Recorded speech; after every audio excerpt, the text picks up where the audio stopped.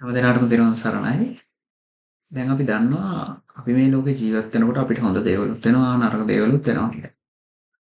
එතකොට තථාගතයන් වහන්සේ පෙන්වනවා මේ හිතපු දේවල් නොවන එකත් හිතුවේවත් නැති දේවල් වෙන එකත් දෙකම මේ ලෝකේ ස්වභාවය කියලා. හැබැයි අපි තේරුම් ගන්න ඕන දේ තමයි අපිට වෙන හැම දෙයක්ම පටිච්චසමුප්පන්නව අපි කරගත්තා වූ පුඤ්ඤාභි අපුඤ්ඤාභි සංස්කාරවල ප්‍රතිඵල කියන එක. මේ ශාසනයේ අග්‍ර ශ්‍රාවක දෙනවෙන් එක් නමක් වෙලා ඉඳපු මුගලන් මහරහතන් වහන්සේ පිරිනොම් පාන්නේ හොරු රැළකින් කටකට කුඩු වෙන්න පහර කාලා. ඒගොල්ලෝ ඒ කතාව දන්නවනේ. ඒ වෙලාවේ තථාගතයන් වහන්සේ පෙන්නනවා මුගලන් මහරහතන් වහන්සේට මේ වෙච්ච දේ එක දශමිකවත් අසාධාරණයක් නැහැ කියලා.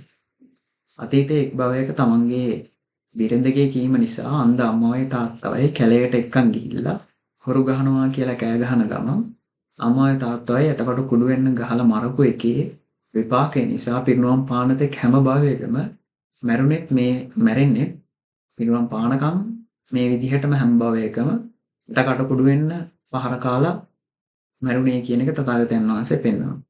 මේකෙන් අපිට තේරුම් ගන්න පුළුවන් අපිට වෙන හැම දෙයක්ම අපි කරපු පින් පව් වල විපාක කියන එක අපිට එක දශමයක්වත් අසාධාරණයක් වෙලා නැහැ කියන එකත් මේ දේවල් වලින් අපිට තේරුම් ගන්න පුළුවන්.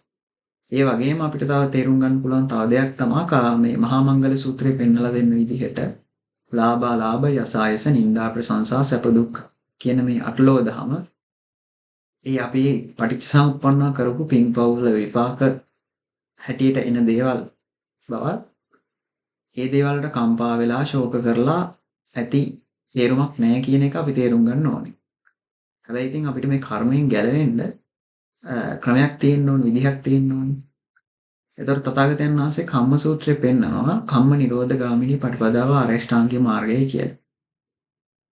ඒ කියන්නේ මේ සියලු දුක් වලින් ගැලවෙන්න තියෙන එකම ක්‍රමය තමයි චතුරාර්ය සත්‍ය අවබෝධ කරගෙන නිර්වාණය සාක්ෂාත් කරගෙන මේ වගේ ශරීරයක් මේ වගේ දුක් විඳින්න වෙන ශරීරයක් නැවත හදාගන්න එක නවත්තන එක සම්පූර්ණයෙන්ම නවත්තන එක. ඒ වගේම තවදුරටත් තථාගතයන් වහන්සේ පෙන්නනවා අපි දැනට හදාගෙන තියෙන ශාරීරිය නිසා අපිට විඳින්න වෙන දුක්ඛය ඒක අපේ පූර්ව කර්මය කියලා.